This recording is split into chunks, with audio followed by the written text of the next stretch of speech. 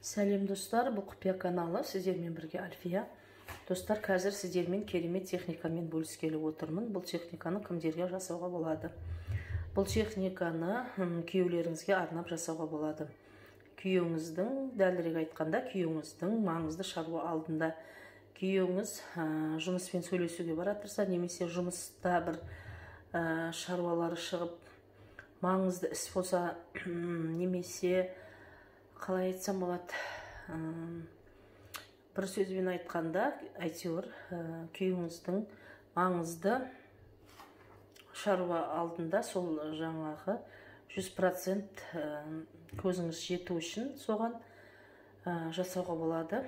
Сол маңызды шаруа күйеуіңіздің пайдасына шешілу үшін, 100% сенімді болу үшін осы техниканы жасасаңыз болады, достар. Ол үшін осындай кесеге, любой бір ыдысқа су құйып аласыз. Мен кесеге құйып алдым. Су құйып аласыз да, күйеуіңіз шыққан бойдан ізінен жүрген жолына, үйден шығып, егер частный дом болса, забордан шығасыз, квартира болса, квартирадан шығасыз да, жүрген ізіне қарай жолын, енді күйеу қай жолмен кетті, соның ізіне қарап, суды қолыңызға ұстайсыз, жай дауыспен сыбырлап, жеті рет дұғаны оқисыз да, күйеуіңіздің ізінен осы суды полный шашып жібересіз. Кесені үйге әкеліп, жуып, бұны пайдалана берсеңіз болады, достар.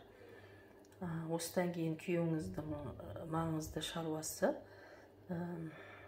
шешіледі. Сосын, егерде күйеуіңіздің жұмысы біткен болса, онда азғантай қолыңызға песок аласыз да, кранға тұзды ерткендей қылып, песокты ертіп жібересіз. Болды, достар, басқа еш нәрсе жасамайсыз. Сәттілік, достар.